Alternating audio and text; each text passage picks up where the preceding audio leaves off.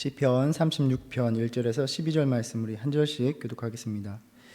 여호와의 종 다윗의 시 인도자를 따라 부르는 노래. 악인의 죄가 그의 마음속으로 이르기를 그의 눈에는 하나님을 두려워하는 빛이 없다 하니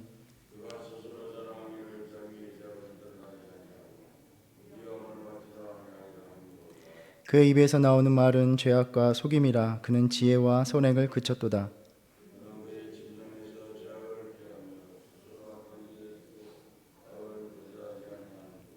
여호와여, 주의 인자하심이 하늘에 있고 주의 진실하심이 공중에 사무쳤으며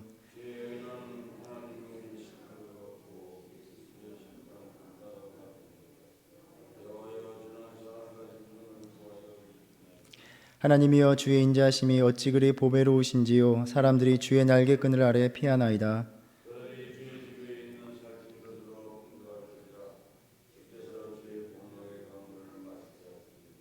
진실로 생명의 원천이 주께 있사오니 주의 빛 안에서 우리가 빛을 보리이다.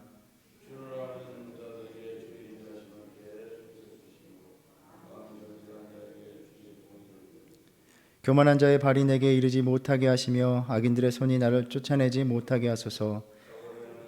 거기서 넘어졌으니 엎드러지고 다시 일어날 수 없으리이다. 아멘. 오늘 말씀 보면 시편의 표제어가 여호와의 종 다윗의 시입니다. 보통 여호와의 종은 우리가 성경을 읽어보면 모세를 부를 때 사용되는 호칭입니다. 한편으로는 영예로운 이름이기도 하고 또 한편으로는 겸손히 자기를 낮추는 그러한 의미를 가지고 있습니다.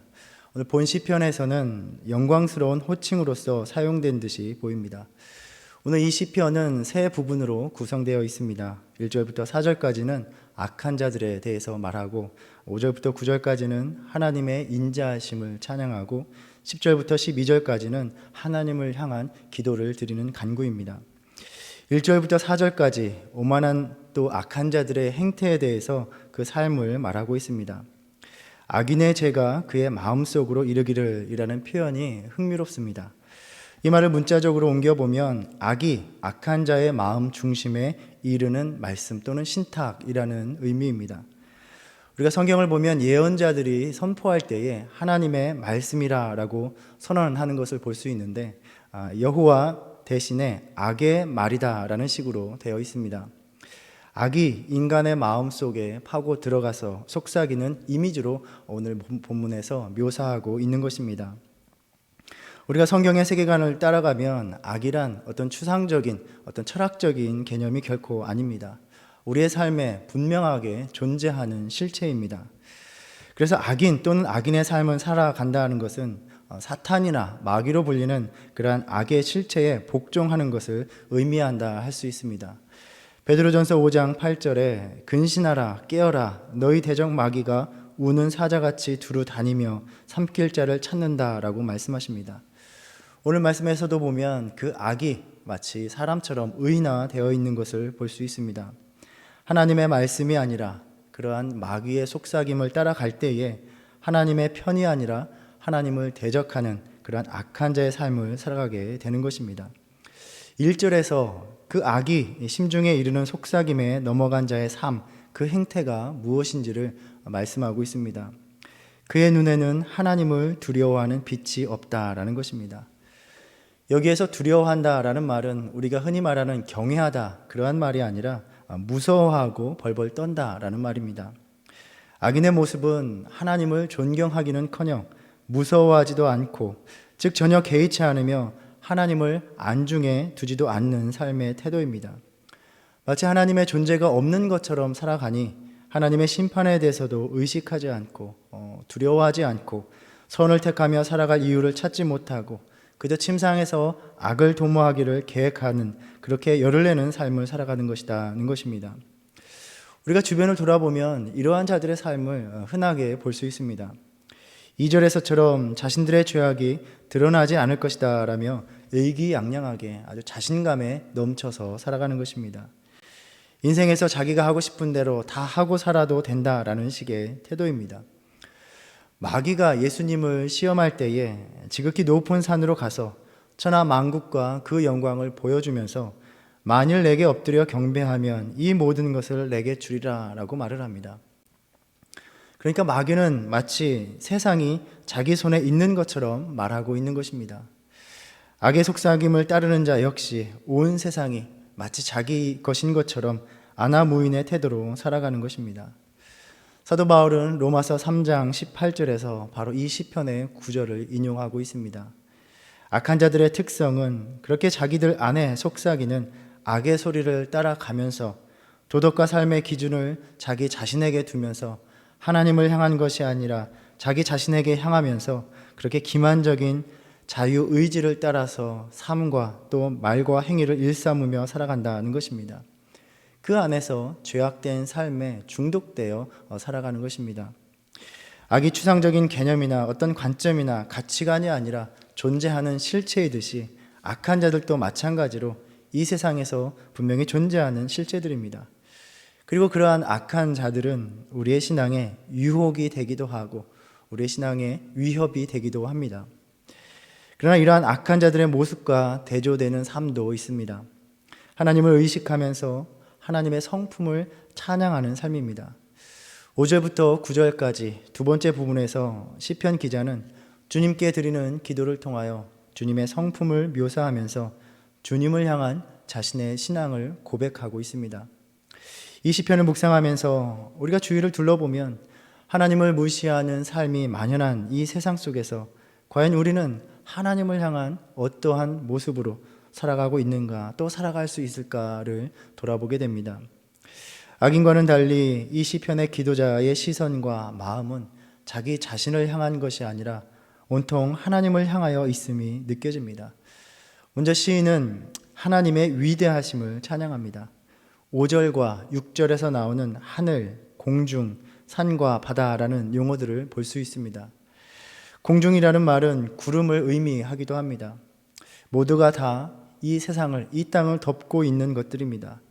시인은 온 세상을 바라보면서 어디에나 계신 하나님의 인자하심, 그 사랑을, 그 성품을 발견하고 있다는 것입니다. 바로 이것이 우리가 살아가는 믿음의 삶의 원칙이라 할 수 있습니다.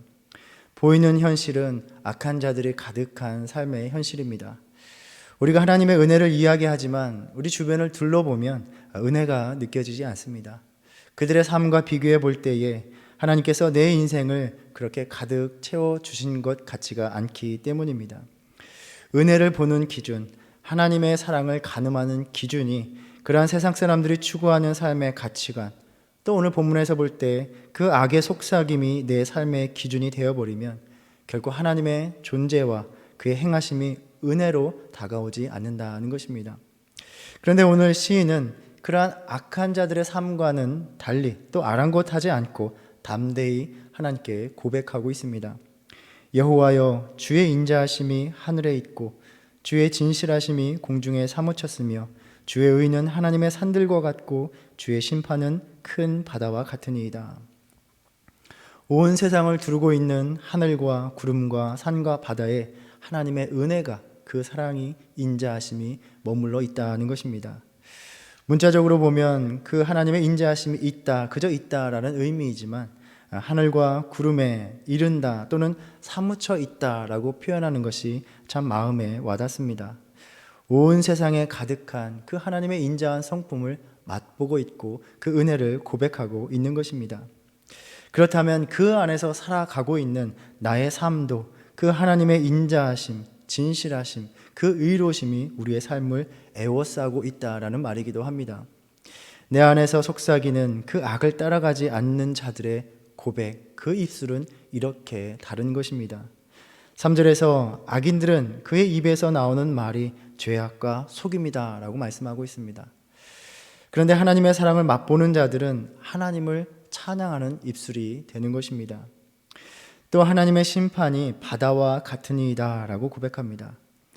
악인들은 자신들의 죄악된 삶 속에서 자신들의 삶에 하나님의 심판이 미치지 않을 것이다 라고 확신하면서 아무런 두려움 없이 살아가지만 시인은 하나님의 심판이 미치지 않는 곳이 없다는 것을 분명하게 의식하면서 두려워함으로 살아가고 있는 것입니다.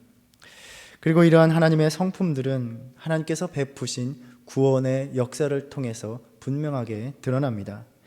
여호와여, 주는 사람과 짐승을 구하여 주시나이다 라고 고백합니다. 성경에서 전해주는 하나님의 구원의 사건들을 볼 때에 이러한 하나님의 성품이 드러나는 것을 볼 수 있습니다. 구원을 펼치실 때에 악한 세력을 심판하사 의를 이루시고 그 백성을 건지심으로 그들을 얼마나 사랑하시는지 그 인자하심을 보여주신 것입니다. 우리가 창세기를 통해서도 나누었듯이 하나님의 구원의 역사는 온통 그 생명을 보존하시는, 그 생명을 살리시는 섭리였습니다. 창조의 모든 세계가, 사람과 짐승의 생명이 이 하나님의 섭리에 달려있다라고 고백하는 것입니다.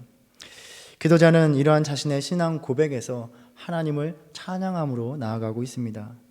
하나님이여, 주의 인자하심이 어찌 그리 보배로우신지요. 이 보배롭다라는 말은 참 귀하고 소중하다라는 말입니다. 인생을 살아가면서 우리는 귀하고 소중하다고 여기는 것들이 누구에게나 각자에게 있을 것입니다. 이 시편 기도자에게는 하나님의 인자하심이, 그 사랑이 너무나 귀하다라고 찬양하고 있습니다. 악인들이 스스로 악한 것들을 만들어내는 것이 아닙니다. 그들이 본래 악해서 악인이 되는 것이 아닙니다. 악인들은 자신들의 심중에 이르는 그 악의 음성을 따라가는 것입니다. 분명한 악의 실체가 내 안에 들어와서 아담과 하와를 끼었던 그 간교한 뱀의 유혹과 같이 속삭이는 것입니다. 그 유혹을 따를 때에 하나님 앞에서 악한 삶으로 살아가는 것입니다. 악인들이 어떤 지적인 면이 부족해서 또 악하다는 것을 알지 못해서 분별하지 못해서 따라가는 것이 결코 아닙니다. 그 속삭임이 자신의 이기심과 탐심과 교만과 너무나 맞아떨어지기 때문입니다. 인생에서의 자신의 욕망과 맞물려 있기 때문에 그 소리를 따라가기를 주저하지 않는 것입니다. 악인들에게는 그들의 인생에서 그 음성을 따라가며 자신들의 욕망을 채우는 것이 너무나 귀하고 소중한 것입니다. 우리가 세상을 둘러보면 인생들이 다 그렇게 살아가고 있습니다. 시편 14편에서 어리석은 자는 그의 마음에 이르기를 하나님이 없다 하는도다. 그들은 부패하고 그 행실이 가증하니 선을 행하는 자가 없도다. 여호와께서 하늘에서 인생을 굽어 살피사 지각이 있어 하나님을 찾는 자가 있는가 보려 하신즉 다 치우쳐 함께 더러운 자가 되고 선을 행하는 자가 없으니 하나도 없도다라고 말씀합니다. 그렇게 악에 치우쳐서 살아가고 있는 그 세상 속에서 기도자의 고백과 찬양이 하나님께 올라가는 것입니다. 하나님이여, 주의 인자하심이 어찌 그리 보배로우신지요. 저는 이 고백과 찬양을 바라보시는 하나님의 모습을 상상해 봅니다. 인생들이 그저 자신이 원하는 것들을 손에 쥐고자 매몰되어 살아가고 있는데 어느 한 구석에서 이러한 고백과 찬양이 하나님께 들려옵니다. 자신의 인생에서는 하나님의 사랑이 너무나 소중하고 귀하다라는 것입니다. 하나님께서 그 모습을 보실 때에 얼마나 기뻐하실까? 기쁨과 감격에 가득한 하나님의 모습을 상상해 봅니다. 마치 하나님께서는 나에게는 내가 베풀어준 그 사랑을 귀하게 여기는 내 믿음이 너무나도 귀하고 소중하다라고 말하실 것 같습니다. 이 구절을 묵상하면서 과연 우리의 하나님께 드리는 기도와 고백들은 무엇으로 채워져 있는가를 가만히 생각해 봅니다. 오늘 이 아침 나와서 하나님 앞에 기도할 때에 또 우리가 일상에서 드리는 많은 기도 속에서 그 기도들은 무엇으로 채워질 수 있겠습니까? 그 많은 기도들이 교회를 위한 기도, 또 어려운 이웃들을 위한 기도, 여러 가지 삶의 문제들에 대한 간구로 대부분 채워지지 않을까 생각합니다. 하나님의 사랑과 은혜에 대한 찬양과 고백, 감사는 너무나 작은 부분을 차지한다는 것입니다. 또 우리는 일상에서 베풀어 주시는 작은 일들, 당연하게 여기는 일상의 삶들을 감사하기보다는 하나님께서 베풀어 주신 어떤 특별한 일에 대해서 감사를 드릴 때가 많이 있습니다. 그렇지만 오늘 시편 기자는 창조 세계를 이미 가득 채우고 있는, 자신의 인생을 채우고 있는 하나님의 그 사랑이, 그 인자하심이 너무나 소중하다고 고백하며 찬양을 드리고 있습니다. 오늘 말씀 묵상하면서 다시 한번 이미 우리의 삶에 가득한 그 사랑에 감사하는 찬양의 기도를 드리는 저와 여러분 되기를 바랍니다. 그 사랑이 오늘도 나를 보살피신다는 그 사랑이 깨달아질 때에 내 삶의 안전함과 모든 필요가 주님께 달려있다는 고백이 나오게 되는 것입니다. 사람들이 주의 날개 그늘 아래에 피하나이다. 그들이 주의 집에 있는 살찐 것으로 풍족할 것이라. 주께서 주의 복락의 강물을 마시게 하시리이다. 주님만이 나의 삶을 보호하시고 또 공급하시는 분임을 깨닫고 있습니다. 바로 이것이 우리가 수요 예배를 통해서 나누고 있는 여호와를 아는 지식입니다. 하나님만이 나의 도움이시고 나를 붙드시는 분이라는 깨달음입니다. 오늘 말씀 이 시편의 백미는 9절이라 할 수 있을 것입니다. 진실로 생명의 원천이 주께 있사오니 주의 빛 안에서 우리가 빛을 보리이다. 신앙의 가장 근본적인 고백이 아닐까 생각합니다. 모든 의미에서 나의 생명, 삶이 주님께서 주시는 선물이라는 고백입니다. 우리는 빛이라는 개념은 다양한 의미로 묵상해 볼 수 있습니다. 때로는 빛은 생명과 소망의 원천으로서 표현되기도 합니다. 이사야서 9장 2절에서 흑암에 행하던 백성이 큰 빛을 보고 사망의 그늘진 땅에 거주하던 자에게 빛이 비치도다 라고 말씀하시면서 우리에게 평강의 왕이 오실 것을 예언합니다. 빛이 비추면 어두움이 다 물러가듯이 하나님 안에서 발견하는 그 빛이 우리의 삶의 어두움으로 그늘진 곳들, 삶의 위험과 위협이 되는 것들을 물리치신다라는 말씀입니다.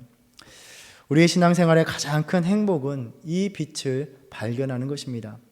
내 삶이 하나님으로부터 오며 하나님으로부터 채워진다는 것을 깊이 깨닫고 고백하는 것입니다.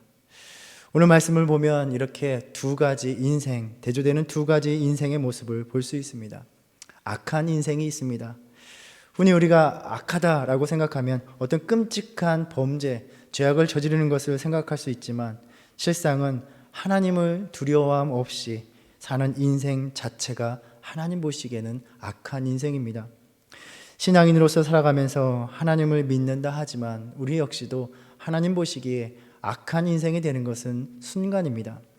내 안에 속삭이는 그 음성들을 따라서 내 이기심과 탐욕을 따라가면 하나님을 의식하지 않는 삶을 살아가게 되고 하나님 보시기에 우리는 악한 인생이 됩니다. 오늘날 믿음의 삶을 돌아다보면 정말 악한 인생이 되기를 주저하지 않는 삶의 모습들을 보게 됩니다. 믿음과 악한 인생 사이에서 또 주저하고 있는 모습들을 보게 됩니다. 우리가 정말로 하나님을 사랑하고 또 하나님을 경외한다면 이토록 안일하게 예배하고 주님을 섬길 수 있을까 하는 생각이 들곤 합니다. 많은 신앙인들조차도 그저 내 안에 들려오는 그 악의 속삭임들을 따라서 예배를 멀리하고 섬김의 자리를 떠나며 하나님을 믿는다 하면서도 하나님의 은혜에 감사하고 찬양하지 않는 삶으로 살아가고 있는 것입니다. 하나님 보시기에 악한 인생들입니다. 오늘 시편의 말씀을 묵상하며 우리는 하나님의 인자하심을 보배롭게 여기는 믿음의 삶이 되기를 바랍니다. 10절의 간구에서 주를 아는 자들에게 주의 인자하심을 계속 베푸시기를 기도합니다. 주님을 아는 자, 진정으로 자신들의 인생에서 삶에서 하나님을 인정하는 삶을 살아가는 자들에게 하나님의 인자하심을 베푸신다는 말씀입니다. 우리는 대강절을 통해서 우리의 삶 속에 들어오신 예수님을 기다립니다. 예수님께서는 이 땅에 오시면서 나는 세상의 빛이니 나를 따르는 자는 어둠에 다니지 아니하고 생명의 빛을 얻으리라 라고 말씀하셨습니다. 또 예수님은 우리의 그렇게 빛이 되어 주시기 위해서 어둠 가운데 있는 우리의 삶 속에 들어오셨습니다. 또 예수님은 나는 생명의 떡이라 하셨고 누구든지 목마르거든 내게로 와서 마시라 하셨습니다. 우리의 삶의 빛과 또 먹을 것과 마실 것을 예수 그리스도 안에서 하나님께서 다 채워주신 것입니다. 우리 안에 있는 그 속삭임들을 따라가다 보면 우리의 삶이 배부르고 만족할 것 같지만 여전히 가라고 궁핍하고 허무함을 맛보는 것을 우리는 경험하게 됩니다.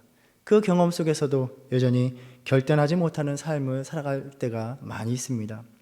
오늘 이 말씀, 이 시편 기도자의 고백을 우리가 나누면서 진정한 생명을 공급해 주시는 그 생명의 근원 되신 예수님을 만나고 찾는, 그래서 예수님의 보살피심을 받는 은혜의 대강절로 오늘 또 하루를 보내시기를 주님의 이름으로 축원합니다. 기도하겠습니다. 주님, 올 한 해도 우리의 삶을 채우기 위해서 몸부림치며 살아왔지만 진정으로 채워지지 않는 곤고함만이 가득하여 주님 앞에 다시 나아갑니다. 삶이 더욱더 짙은 어둠으로 덮여 갈 길을 알지 못하고 허무함 속에서 방황하고 있는 우리 자신을 발견합니다. 주님이 다시 우리의 삶 속으로 오시기를 고대합니다. 다시 우리의 삶에 빛이 되어 주시옵소서. 생명의 근원 되신 주님을 만나는 은혜를 이 대강절을 통하여 허락하여 주시옵소서. 다시 주님의 날개 그늘 아래 피하기를 원하는 모든 주의 자녀들을 긍휼히 여겨 주셔서 주의 인자하심을 맛보는 그 은혜를 허락하여 주시옵소서. 하나님, 특별히 사랑하는 신수범 집사님을 주님 곁에 보내고 이 땅에서의 잠깐의 슬픔 중에 있는 모든 가족들을 위로하여 주시고 다시 만날 하나님 나라의 소망으로 가득 채워 주시옵소서. 오늘 하루의 삶도 주님께 맡겨드립니다. 우리를 인도하여 주시옵소서. 예수님의 이름으로 기도드립니다. 아멘. 하늘에 계신 우리 아버지여, 이름이 거룩히 여김을 받으시오며 나라의 임하옵시며 뜻이 하늘에서 이룬 것 같이 땅에서도 이루어지이다. 오늘날 우리에게 일용할 양식을 주옵시고 우리가 우리에게 죄 지은 자를 사하여 준 것 같이 우리의 죄를 사하여 주옵시고 우리를 시험에 들게 하지 마옵시고 다만 악에서 구하옵소서. 나라와 권세와 영광이 아버지께 영원히 있사옵나이다. 아멘.